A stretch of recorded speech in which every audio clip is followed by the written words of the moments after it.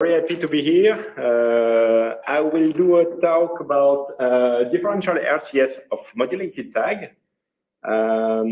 Actually, I didn't put any slide for me, but I'm an assistant professor in Valence. So it's a small city near Lyon and Grenoble.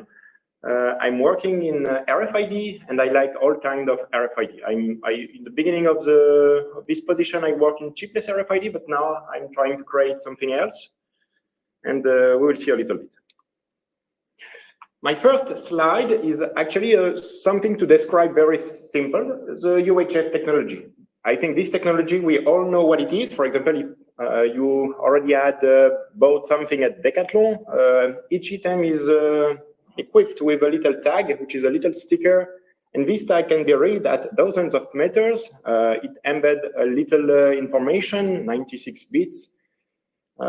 And have a lot of properties. You can read thousands of tags each second, and it's a very convenient technology. You do not require any battery, so you do not add any power consumption to your system. You just stick something on it, and you can identify it at distance. The beautiful thing in these transponders is that they can actually modulate the backscattered field. So when you send a continuous wave toward these tags, the signal which comes toward the reader is actually modulated. And this modulation has actually two purposes. The first one is, of course, to transmit the bits, the message that you need to transmit from the tag to the reader. This is a simple part. But the very nice property is that this modulation can be used, and is used actually, already used, to separate the response of the tag compared to the response of every other object in the environment. And this is a very beautiful property, which actually leads to big read range.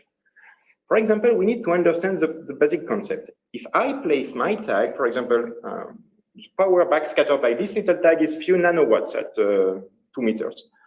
If I place it on a table, and if I impinge the whole environment with my continuous wave reader, actually I will receive maybe 1 milliwatt from this big table. So the signal coming from the table is much bigger than the signal coming from the tag. But we will be able to perfectly separate the signal from the tag compared to the signal coming from the table. And this is a very good property. One key parameter to evaluate the performance of any UHF tag is actually the delta RCS. And this delta RCS has been introduced by Nicolas. So I give this paper, but actually I should have mentioned maybe more the work of Robert Green, 67, in his thesis, when he decided to separate every scattering field from any object in between two main components. The first component is a structural part, so it is a reflection of any object or anything that you see. And the second part is the antenna mode. And the antenna mode is actually depending on the load on which you can place at the port side of your antenna. So an antenna, when you backscatter a signal, one signal is coming directly from the antenna, on the metallic part, on the antenna and everything like this. And the second part is actually due to the load. And you can control this electric field by changing the load. And this is the antenna mode. So a very beautiful definition which measures the performance of any UHF tag is a delta RCS. And this delta RCS is actually taking two differences. So the difference between two fields, the field produced by the coefficient multiplied by gamma 1, and the second term, the coefficient multiplied by gamma 2. And the difference between these two terms is actually the modulated power, so the power which is modulated by the tag. If I, for example, consider my big table, since the big table do not modulate anything, actually the delta RCS of this big table is exactly 0. But a UHF tag, since it is modulating, delta RCS is not 0 and has a positive value. This parameter is used in UHF RFID, and mainly all possible tags are characterized by this clever definition. So it's a very clever definition, and we still want to continue to use it in the following. Basically, the gamma is just the coefficient and reflection that you have in between your antenna, so the tag antenna, and the load, the chip that you connect on the port of this antenna, the little silicon chip. And basically, if you plot it in the Smith chart, if you draw a distance in between these 2 points, so the two states of your chip, okay, it will commute in between two states, you will have a distance, and this distance is actually proportional to the delta RCS. Note that this definition assumes that we are in time domain. It means that we take the reflected field when the tag is in one state, we take the reflected field when the tag in the other state, and we can compute this quantity just as it is. To evaluate the performance and to actually check the definition, we need to know that this definition is actually very interesting, because when Pavel Nikitin defined the delta RCS, he used the minimum scattering antennas, which are a very small set of antennas which can backscatter some power when you connect a load on it. But when they are in open circuit, these antennas become totally transparent to the electric field and you cannot measure anything. So they do not have any RCS when it is an open circuit, and they reflect something when you connect a load, a given load which produces some current. If you connect a short circuit, of course, the reflected power will be maximum. So if we place a short circuit, backscattering, so radar cross-section, will be maximum. And the delta RCS is actually just a variation when the tag will be switched in between Z1 and Z2.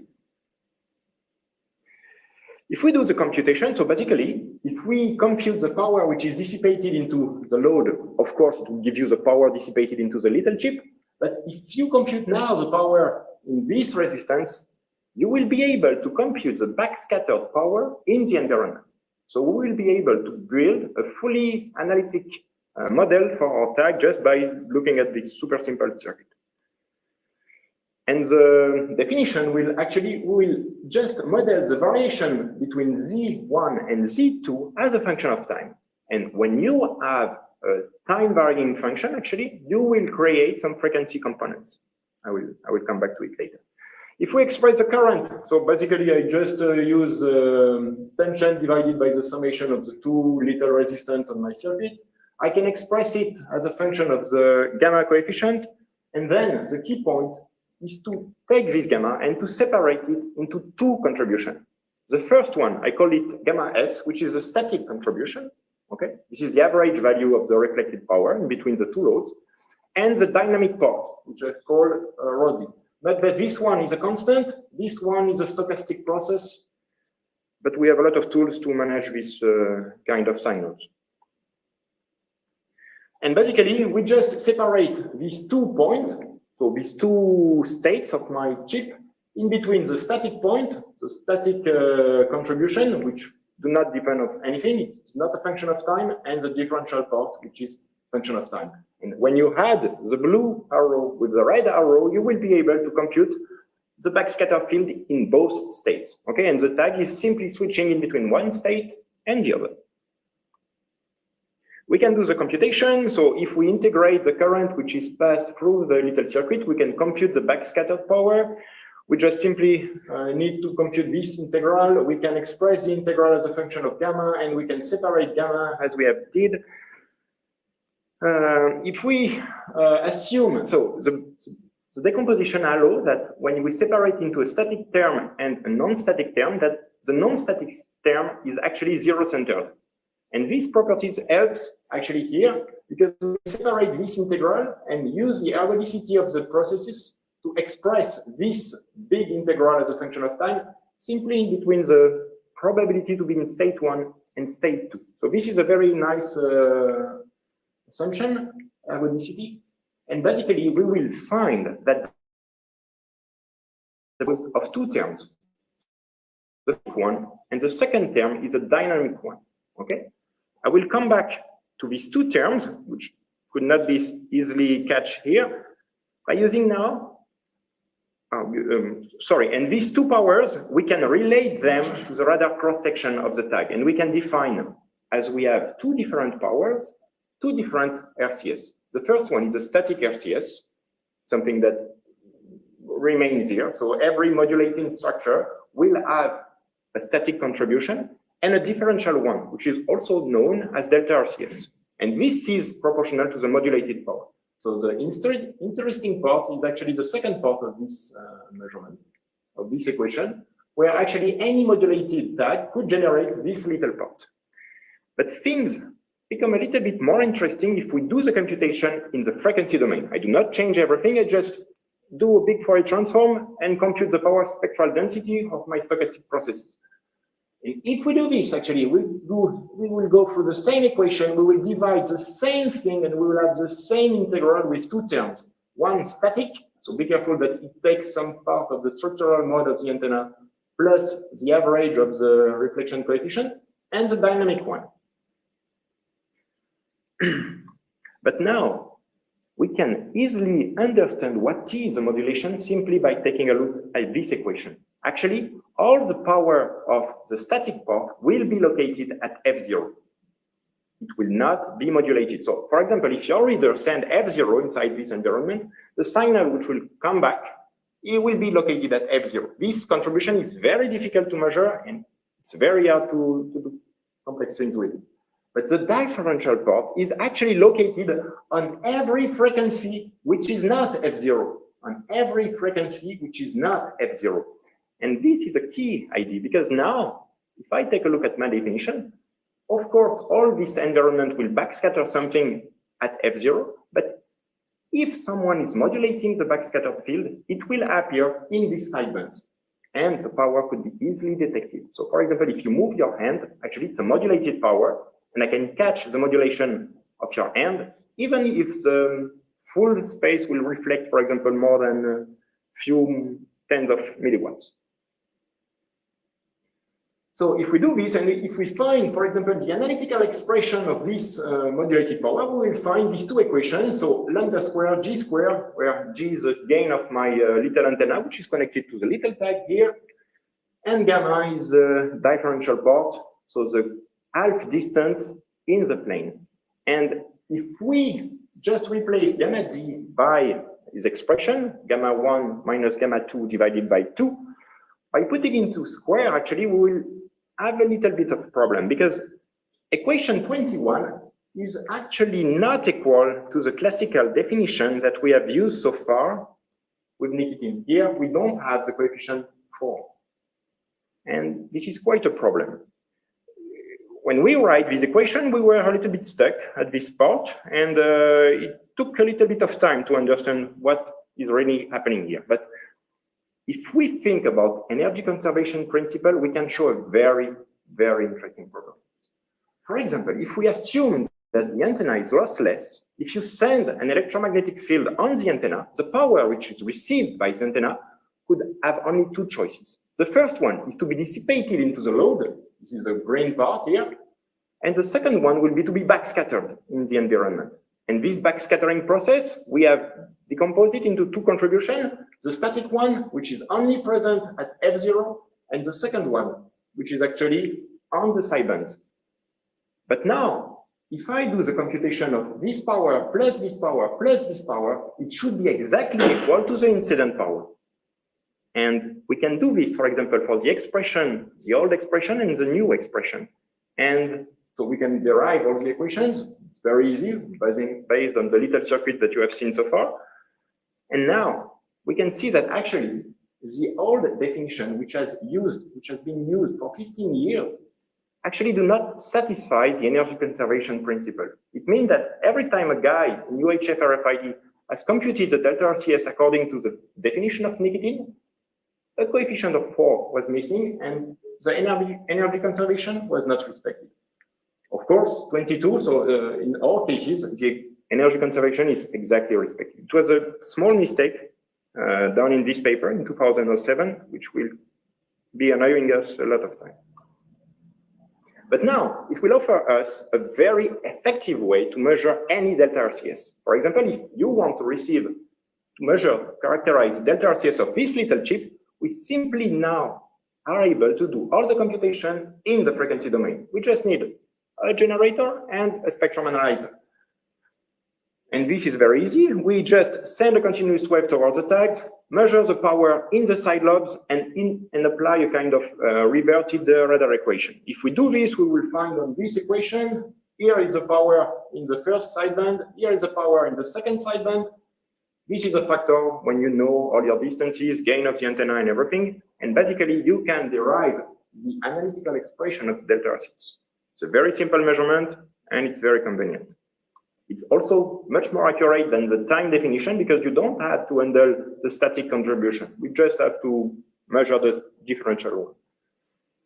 So this is two measurements, one done with time domain signal analysis. So for example, when the tag is switched, actually we see some very small variation of the electric field and backscatter field on I and Q channels. Of course, you are able to compute the delta RCS from this little distance. So you place them into a complex plane and you compute the distance, you apply the formula, and you will be able to find the delta RCS expression in time domain. But we can also do it very quietly and very easily in the frequency domain. We just need to remove the power which is contained in the big central part, which is not interesting for us, do not participate at all to the delta RCS, and integrate all the power under the red curve. So we just take a measurement of the spectrum, we just remove the central peak, and we integrate all the remaining parts. And when we do this, we have quite good results.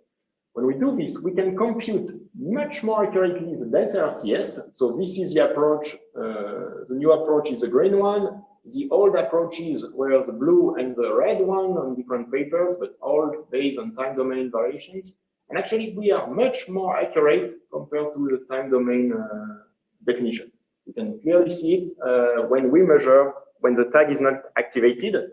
So when the tag is not activated, it becomes a simple linear time invariant system. It do not modulate anything, and normally we should measure 0. But for example, in method 2, it's very hard to have accurate resolution, and in the new method, it's quite smooth. So the presentation was mainly based on UHF tags at the beginning, but now we need to understand that this frequency definition will open a door to characterize any modulated transponder. We simply have to integrate the power which is located on both sidebands. And we can measure the delta RCS of any modulated tags. For example, if I wave my hand at you and check my hands, I generate a delta RCS. Of course, it is not two states like this one and this one. But when I move it, I generate modulated power, which could be characterized by this approach. So I had, since this work, a little game is to find any modulated signal and be able to characterize it as a delta RCS and to be able to know what is the modulated power, which is backscattered by the transponder. And the beautiful thing is that actually we can also derive an equation which link the delta RCS with the read range of the transponder. So if we do this, actually we will be also able to compare the performance of any transponder simply by looking at their delta RCS.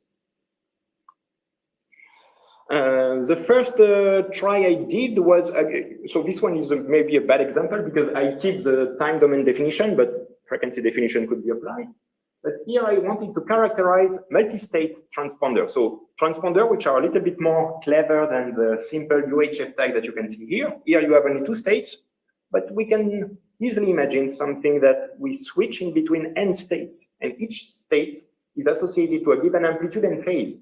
And if we do this, actually we will have this kind of plot. So in a Smith chart, if I only take a look at the antenna mode, so I will have this gamma coefficient. We simply define the static one, so the average of all the points, and we compute the summation of the red lines, and we do the average value of these things. So for this, it will give this nice expression, which is a kind of a generalization of the UHF expression that we have seen so far. But this was maybe a bad example, and I will maybe not talk too much about it. Some very nice things is actually that when we understand that any modulated tag will actually generate a delta RCS, actually if I take any scatterer and move it, or change its position according to time, I will modulate the backscattered field. And I first consider a very simple case where I took a simple scatterer, simple object, for example, this phone. You do not anything, you need to remove the battery. And I turn it inside the environment. And the variation of the backscattered field could be interpreted as a modulated power according to this definition and could be integrated to find a delta RCS. So if we do this, I call it polarization modulation because we have a very nice model for this simple case which is based on the polarization scattering matrix. It's more or less kind of RCS with a phase inside, and we define it for each polarization. So from DV, from BH, HV, and HH. Of course, since the scatterer is reciprocal, these two quantities are equal. But when you send the polarization, for example, in this direction, and you receive your signal in another polarization, you simply have to apply this multiplication, and you simply have the result of your backscattered field. And the beauty is that we have a relation to describe the properties of the backscattered field when we rotate it normally to the incident wave. And when we do this actually with this simple formula, 26, we can derive in, I would say, as a function of theta, the backscattered properties of the signals. And here it gives, for example, for the vertical copolarization, this expression, for the horizontal copolarization, this one, and for the cross polarization, if you send and receive on orthogonal basis, this equation. But the beauty now is to find an expression of the delta RCS here. We simply had to think as theta to be a parameter of time. So if now the tag is rotating, theta will be a function of time. I can define time variation of my reflected signal. I can do a Fourier transform, I can integrate the sidebands, and I can find an analytical expression for my delta RCS. So this is the thing that we will do in 3 slides, but I will not explain. It's super simple, and the first year student could do this equation. It's just sinus and cosinus. We compute the spectrum, we put them on the one side, we develop them. We need to be a little bit careful. So the spectrum will be composed of 3 peaks. So one peak which is exactly located at F0. So this one is, we are not interested into this peak, because for example, if we send F0 and we receive F0, since this chair also does the same thing, it will be very difficult to separate the signal coming from the tag from the environment.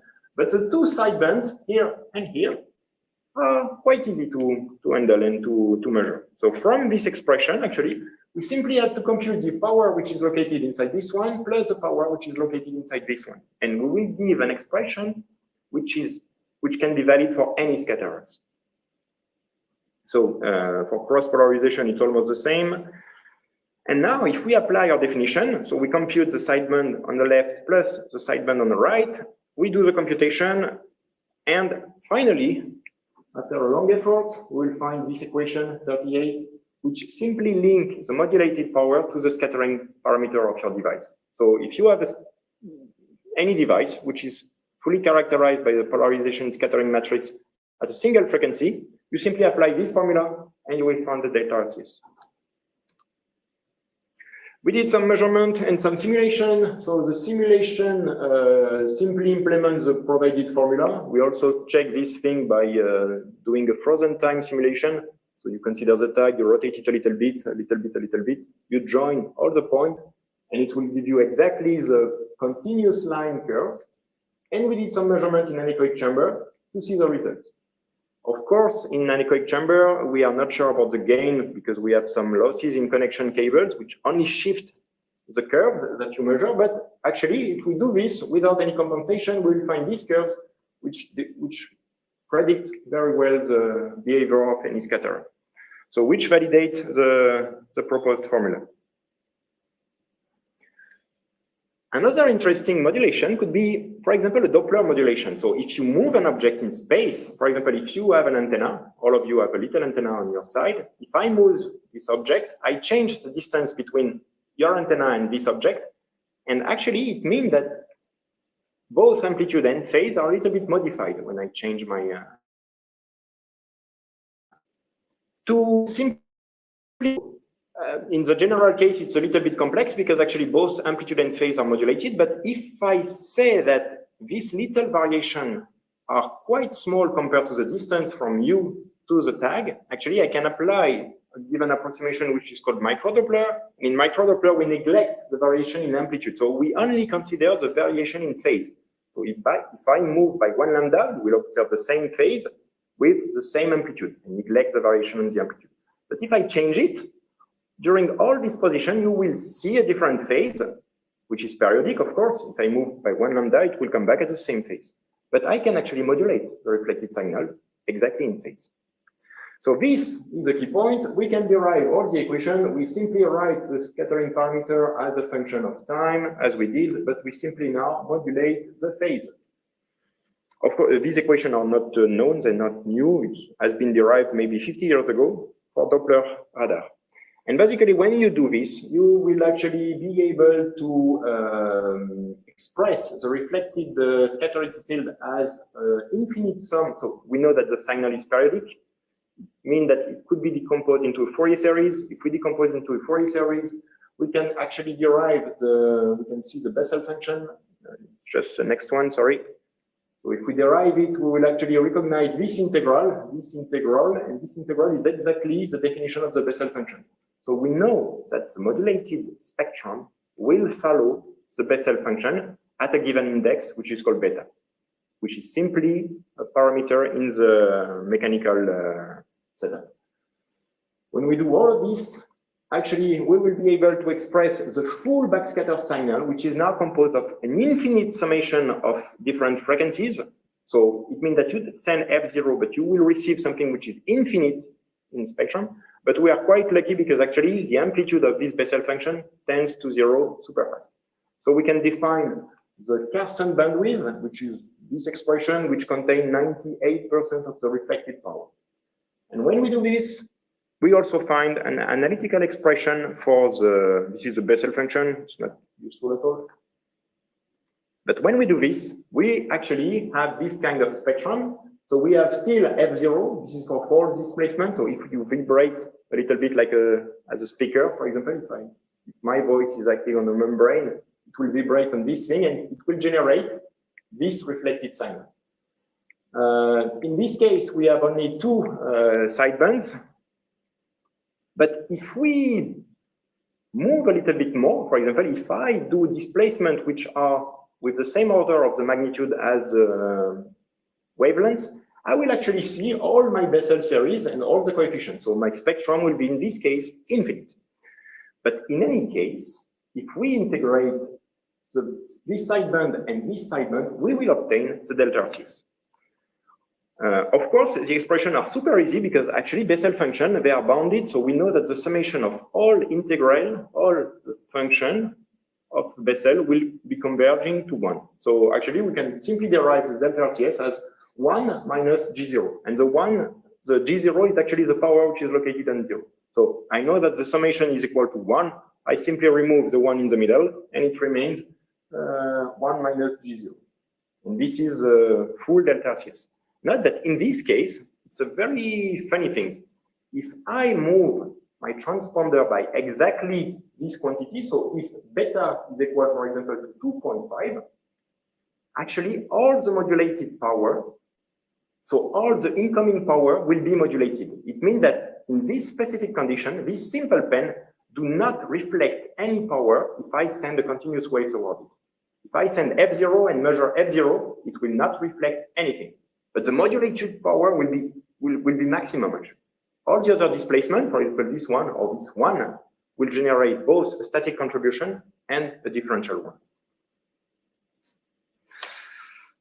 This is a measured spectrum, actually, that we can see. We can see actually multiple peaks. Each peak is actually weighted by a Bessel function, so you simply have to compute beta, and it will give you the shape of all the things. If you integrate, you will find 1 minus G0 multiplied by the static RCS. The delta RCS could be integrated. In this work, we had changed the carrier frequency, and we were able to recognize, for example, small dipoles. Radius of the dipoles were at a distance of 3 meters. So we were able to measure the delta RCS and then the RCS of the dipole at a read range of 3 meters using, in this setup, maybe 0 dBm. This is quite hard because actually, if we have tried to measure the RCS of the dipole in static, we will not be able to measure it if the distance was lower than, for example, 10 or 20 centimeters. So this is a very nice property of any modulated system. And finally, I will speak a little bit about the read range because here is a complex thing that we have to understand. if I consider a transponder which is not modulated, actually it means that if there is no modulation, it could be described by a convolution. So it means that if you send a continuous wave toward it, it will simply backscatter a continuous wave, which could be attenuated and phase shifted, but the same signal, okay, just a scaled version.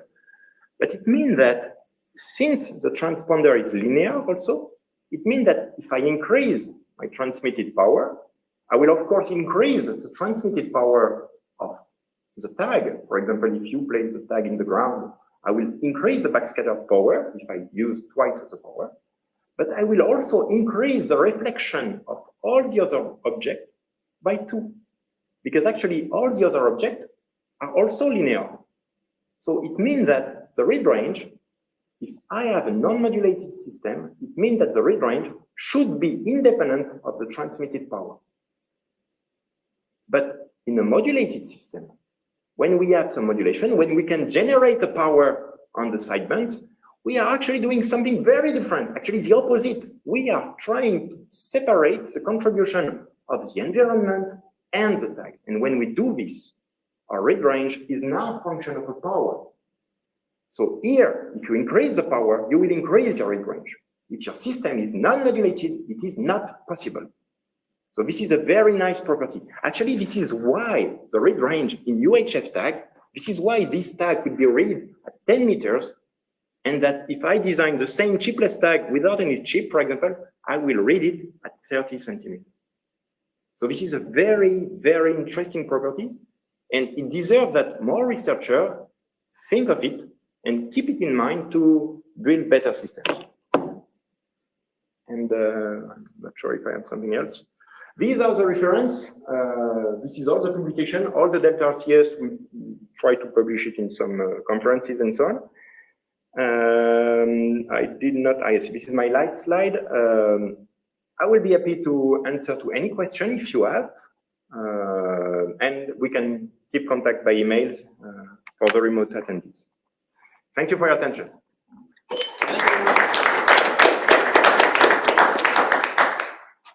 So that was a very challenging talk.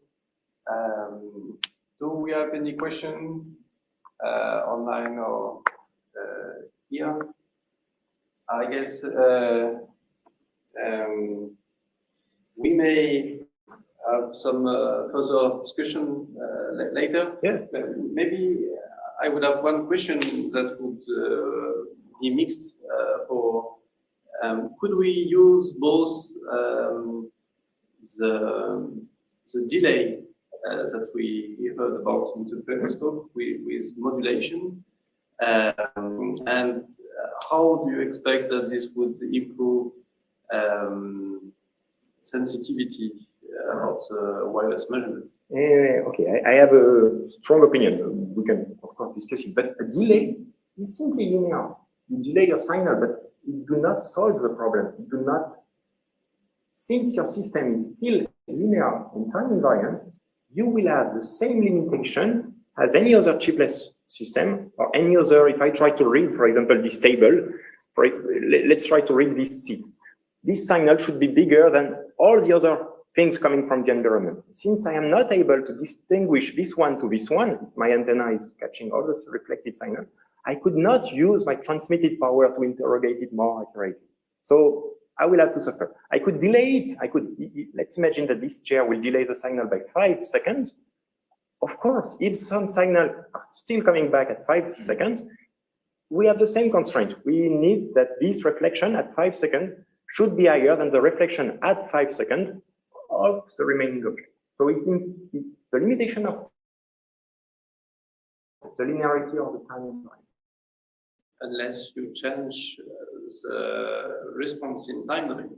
Yes, and this is time varying, and this is modulation. Yes. Can you use that in post-processing? No, you cannot. Actually, if you try to do this in post-processing, all the thing has been captured, it's too late. For example, when we send a pulse toward the chipless tag or something like this, we have all the reflected things. We cannot improve this. We can a little bit improve by separating. So, if, for example, I have more clutter on this distance and less a little bit, we can try to remove it. We can do time gating. We can do a lot of things, but it will not solve the problem of the power of the linearity and the time invariance. It could not be, actually. The system was linear and time invariant. It will remain. You cannot change it in post-processing. Okay, maybe we can discuss about this. Yeah, I'm happy. I don't know if any of you have some other question. Well, let's thank the speaker again. And I think we were expecting some coffee break at 3, so hopefully